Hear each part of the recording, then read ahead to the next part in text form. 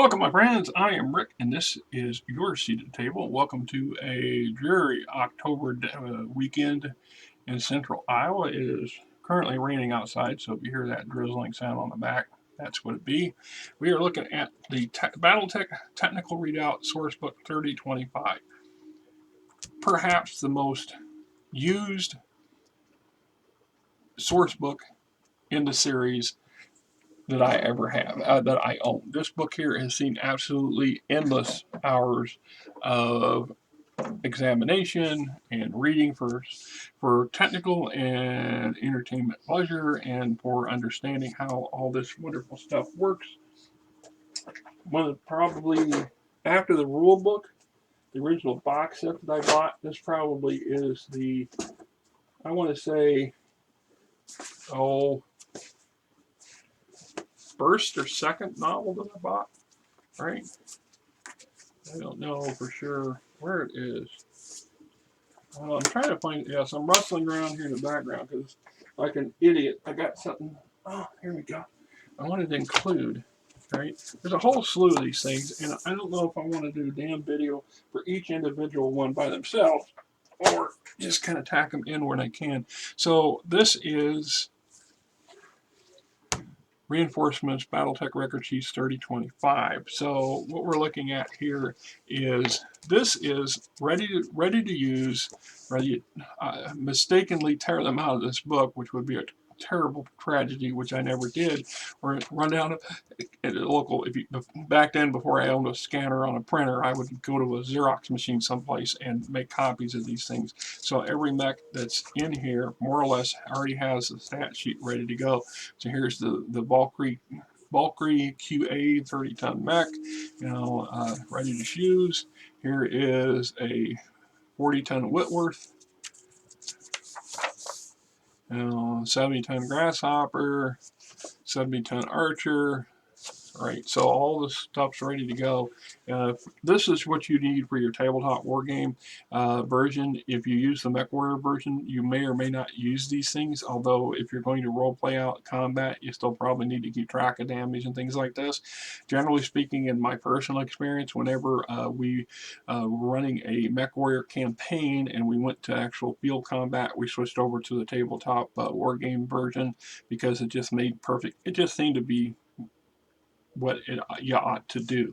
And then when we would use these whenever possible, having an individual sheet for every mech you had present in your unit was desirable, and it also served numerous roles. One of course, keeping track of things like damage stuff, but also keeping track of things that got repaired and fixed and things that were purposely damaged or modified. So if I lose the medium laser in the right arm and it has to be replaced with a new medium laser, perhaps it might take a couple months or 6 months, depending on how long it takes the supply chain to catch up.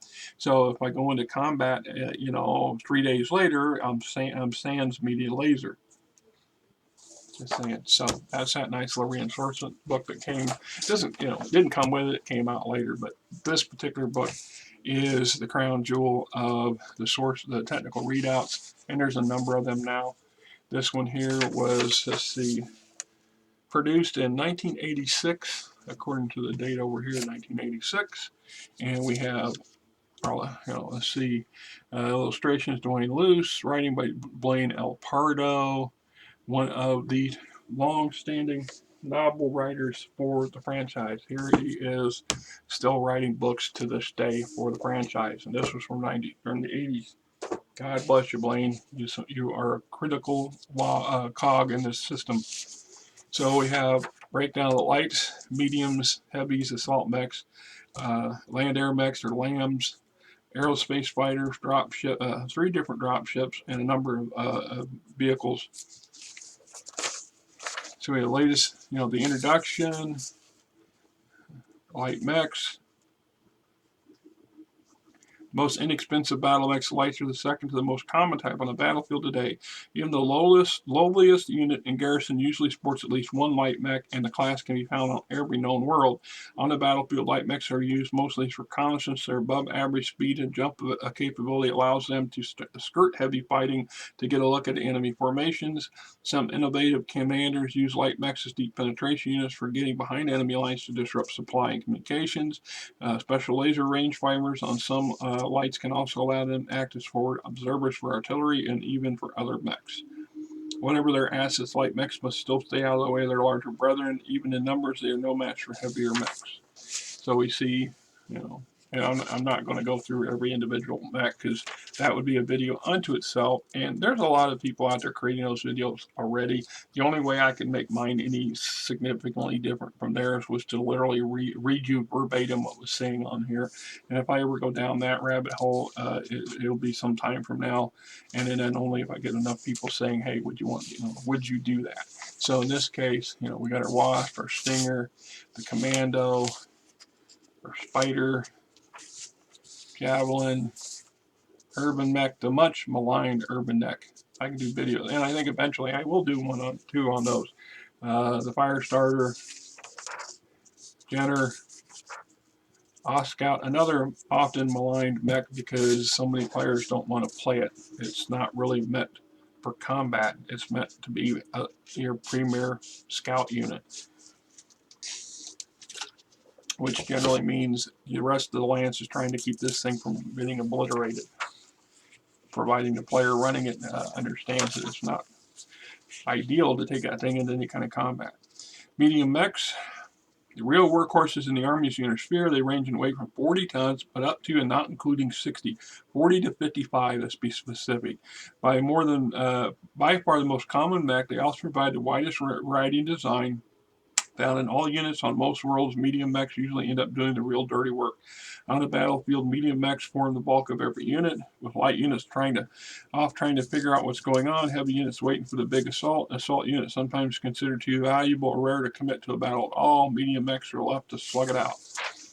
See, now that philosophy changes as the franchise grows and gets older and more prevalent at combat. You see more and more heavies in use and assaults in use. When the initial concept came out, these mechs were the assault mechs were extremely valuable, extremely hard to repair, and it was kind of critical. You only use them when there was no other options. There was a time and a place for them. The heavies, you tried to weigh the pros and cons because once again they're expensive and expensive to keep service and expensive to keep supplied. So your mediums were often the workhorses, literally the majority of stuff.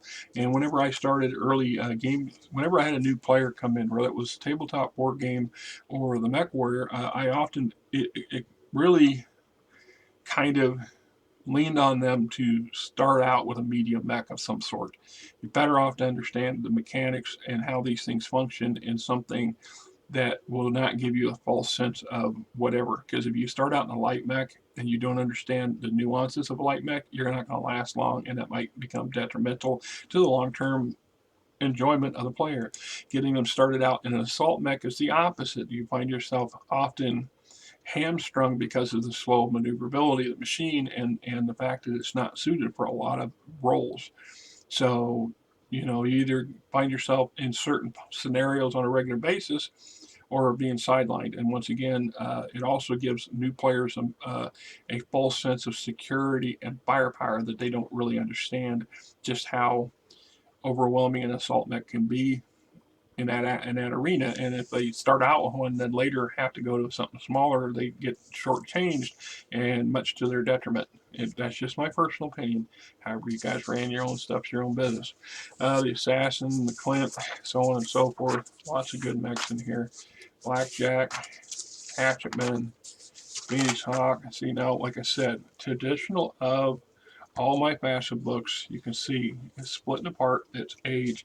And this book has seen a huge amount of use over the years. I just can't tell you just how many times I've gone through this looking for information or the stats for the machines. And then once this book here, once this book came out and books like it, I tried to minimize my use of this book because this provided me all the stats I needed, and these here were, less likely to disintegrate and fall apart. They're a little better made in the binding, not much better, but a little better. So anyway, right, and we go to heavy mechs. Heavy mechs are among the elite, usually piloted by commanders and the most experienced warriors. They're the major force on the battlefield. Their capacity to give and take enormous amounts of damage. Heavy mechs can usually be countered only by other heavy units. This makes their deployment and use in combat critical. That side that can deploy the heavy mechs units for a crucial assault against medium and light will usually win the battle. There's nothing more awe-inspiring than the sight of a unit of heavy mechs lumbering toward a hapless foe. Heavy mechs range in weight from 60 to 75 tons. This is kind of misleading. Up to, but not including 80 tons. Just say 60 to 75. Just, a little quirk. The lightest and most common of the Korean and heavy mechs, the Dragon. That's another thing. Some of these mechs are very house oriented. You will find dragons in every house's military, but for the lion's share, a dragon's often considered a Korean mech. It just is, seem like the quick draws are most common in House Merrick and Federated Commonwealth, but the rifleman can be found equally in every house because it has a dual set of roles. It has an anti-aircraft weapon platform, is very, very good at what it does. As a long-range support, it's fairly good, but quite common. Catapult, Crusader, Dagger Mech, Thunderbolt. Gotta love and hate the Thunderbolts. Thunderbolts are a damn good mech, quite durable. The downside is that they're light on heat sinks. They are literal heat factories. Damn things overheat so fast it's not funny. But then look at the loadout. We got a Type 2 large. We got a heavy large laser, a long range 15 rack, and 3 medium lasers, and a short range twin rack, and 2 machine guns. So you got a lot of firepower. You can unload a lot of stuff at once, which is not necessarily a good thing. That orange in here, watch the heat. Right there. The Thunderbolt is more susceptible to heat buildup than many other mechs. Careful salvo firing of the Thunderbolt's weapons is a must. Vehicles avoid the heat overload and shutdown. That is one of those elements within the BattleTech realm of combat mechanics that is, I don't want to say unique, but very integral to how it runs. It's a game of resource management, not just tactics and strategy, but game resource management. You need to really seriously keep track of your munitions, your heat. Now, in an individual combat, the heat's crucial to keep track of it because that could put you in a very bad spot if you overindulge. Timing can be everything. And if you're running multiple campaign or multiple encounters over campaign, once it begin, this is based on the early game stuff. And I see a lot of later gamers kind of poo-poo it out. They don't take that into account, and I think that's a shame. I see that on a number of YouTube channels that talk about battle and tactics and it's all fun and games, which is what it is. Don't get me wrong, but I'm a nuts and bolts guy. I really truly believe the crunchy mechanics serve a role for a reason.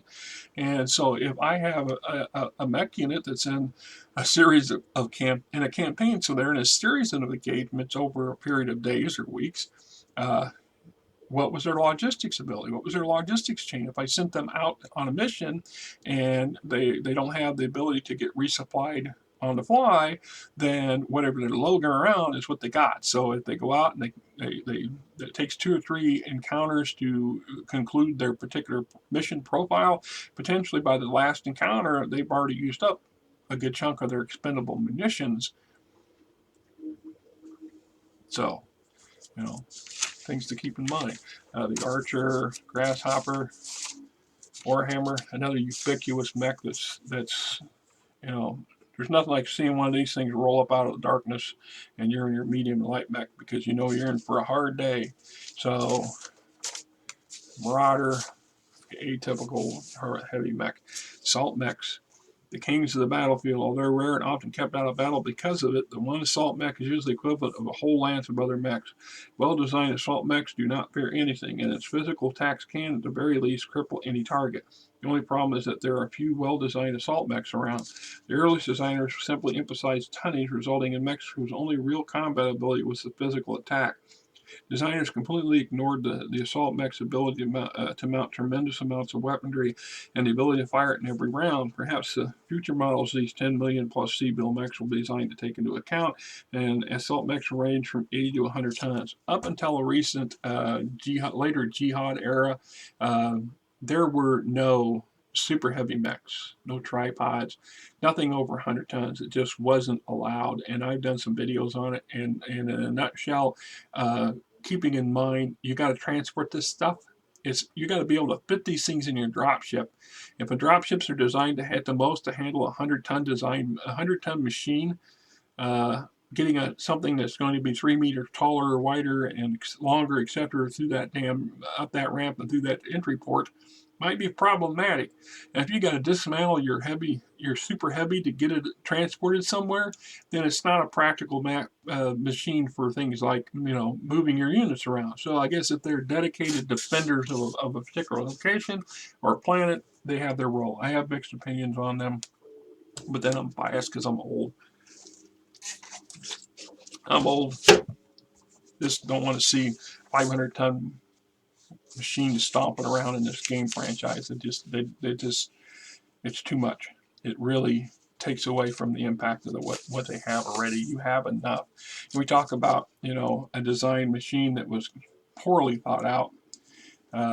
It's got to be the Charger. This is like the Urban Mech. Probably the next most maligned mech in the inner sphere is the Charger or the Banshee, because they're both in the same venue. The Charger's basic model design at 3025 came out with 5 small lasers. 5 lasers. So in intents purposes, the sole purpose of this assault mech is literally in your face. This thing is designed for close combat and close assault. So if you come around a corner in a city and you come point blank to a lance of Chargers, you're effed. In this case, because they're gonna just pummel you into the ground. They're gonna beat you senseless physically. That's their primary attack weapons. Is the fact that physically speaking, that's what they're going to do. Because in reality, that's all they can do. They have absolutely no ability to strike at range and medium range. So in an open setting, these things are a walking target. And the other potential strategic or tactical value that provides is if you send out a lance of these things ahead of the rest of your medium and heavy mechs, your enemy is going to focus on pounding these assault mechs to scrap, which they can absorb a lot of that pounding, and all that does is serve as a shield to those lighter units to let them get closer to the enemy. Because later versions of this mech see some significant modifications for weapons, and I don't know a player in any game I ever played since the 80s that ever purposely chose a Charger for their machine, either their particular machine and or their unit. It was always considered kind of a bad joke. And I don't know of any player or commander who had these things in their forces that didn't try and by hook or by crook to modify it, to get rid of sacrifice a couple. On average, the choice was to sacrifice 4 of the small lasers for at the least a couple medium lasers. Ideally for a medium laser and a particle cannon or a large laser to give it some ability to hit at all 3 ranges. The armor capacity is pretty good. Its ability to soak up damage is pretty good. Its primary speed is pretty respectable for an assault mech, but and that's just me. I also had some arguments and some internal disagreements with the Goliath, in part because being also an advocate of Star Wars and a Star Wars fan, it just the walking tank looked too much like some kind of weird take on the Imperial AT-AT for my comfort, although distinctly there's, aside from being having 4 legs, there's absolutely no comparison to the two. I mean, true, the AT-AT's bigger, carries troops, got more firepower. Whether it has more armor or not, I don't know. It's debatable. The fact that the AT-ATs didn't carry onboard screens, shielding, kind of always bothered me a little bit. It just seemed to me that it was a typical Imperial mind fog. The idea of having a TIE fighter without a screen was absurd. How would you ever get pilots to file them? I think it's questionable. But same with having, you know, an AT-AT, which you easily have some kind of shield generator on board. And I think there's some later incarnations that they did. But in this case, it's neither here nor there. As an assault mech, as a combat mech, the Goliath's actually pretty decent. I've actually ran this a couple times in some scenarios, and it comes out pretty good. As a weapons platform, from a ranged perspective, that's its primary goal. Ideally, it stays away from medium or close and point blank range. This thing does not want to get into a kicking match with somebody because it's going to lose, probably more often than not. Back to its weapon loadout argues that. In its basic form, it comes with a 1 particle PVC and 2 long-range 12 missile packs. So potentially dropping 24 long-range missiles and a PPC blast every round or every other round is pretty good. And as a nod to dealing with an anti-infantry perspective, the machine guns. Other than that, there's been some variants of these things over the years that are much better. Yeah, is what it is. One of the few assault mechs with dedicated jump jets. Victor's a pretty good mech. Probably my favorite, of course, is the Battlemaster. I have a bit of a bias for it. The Stalker, it's a damn good mech, really good. I'm just not a big fan of its look. I mean, really not.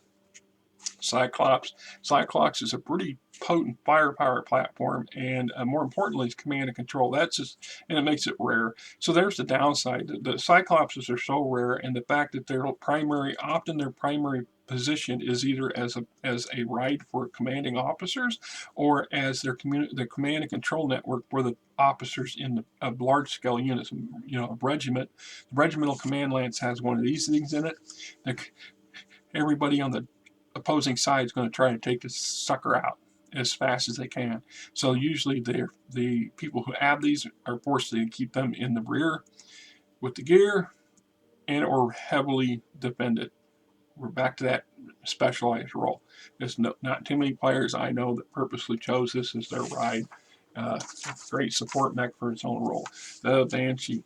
This is a different variant. I mean, it's clearly different than the Charger. It's heavier, but it actually has much more respective firepower from the get-go. It has a PVC and an autocannon and a light laser.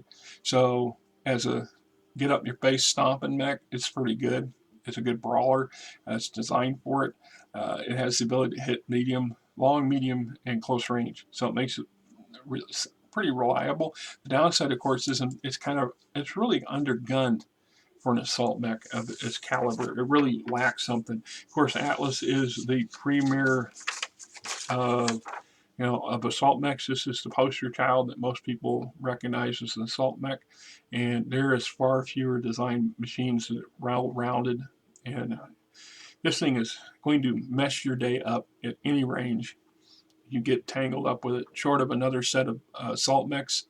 And one for one, the Atlas is usually going to come out ahead on everybody else.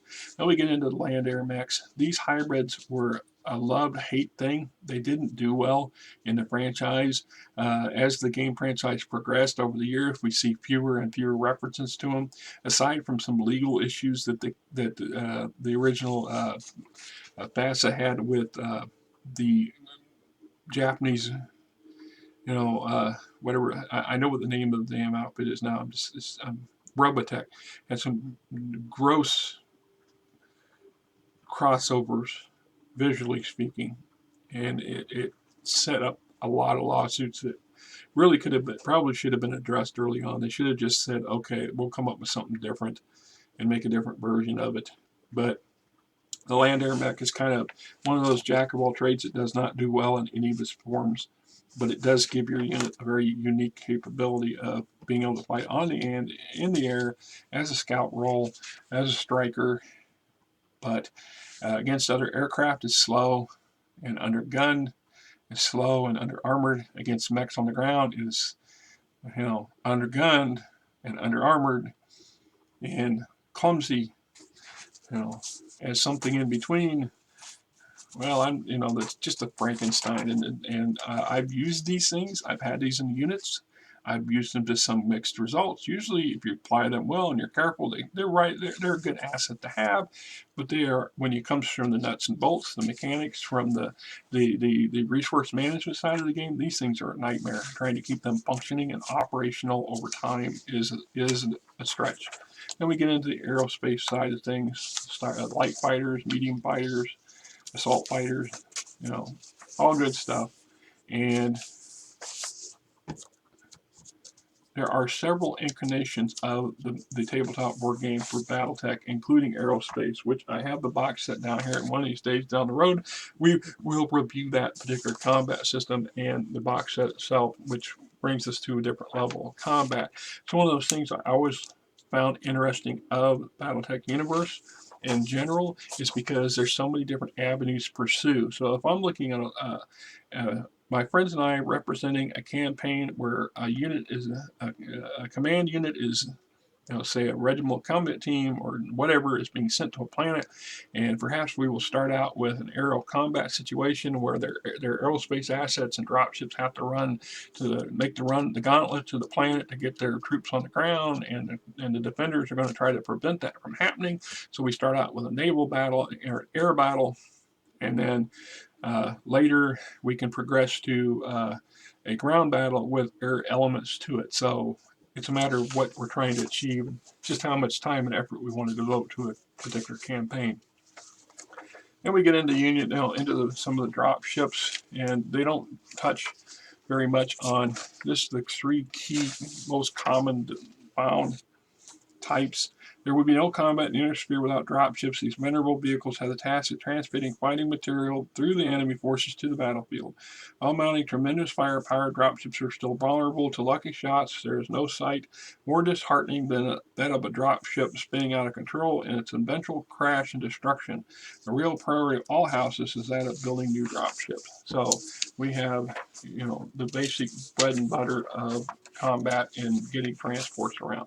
Then we touch a bit on vehicle section, so tanks, patrol cars, scouts, and this is just a kind of a cross overview. They come out with another technical source book, and I will review that down the road, that's devoted to these vehicles. And these are the common ones, and I believe that probably in reality there are far more.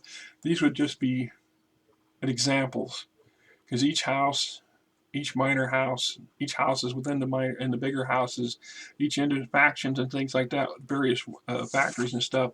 It's kind of ironic that in the inner sphere and the periphery, that there's only so many types and designs, and they're most commonly pirated and copyrighted, so to speak, and produced by various factions and forms and firms across the inner sphere and beyond.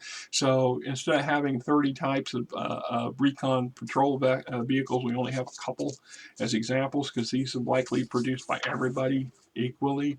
It's like the artillery units. We do not see towed artillery in Battletech. There's references.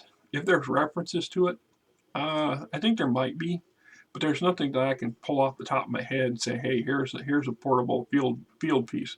And there's only two types of artillery that's not mech transported. So you've got the long tom and the thumper. So, and if you look at it, this thing is not. No, look at this. This is a train. This is multiple vehicles attached to each other to hold this thing around and support it. And just saying. So it makes them extremely valuable. We're here, another rare piece of Starlink technology that's still produced on limited numbers in the inner sphere, but a lot of the original Starlink designs that use fusion engines to power them have gone to industrial combustion engines, which are less efficient and not as powerful. So, but these mobile headquarters give your larger field units significant advantages.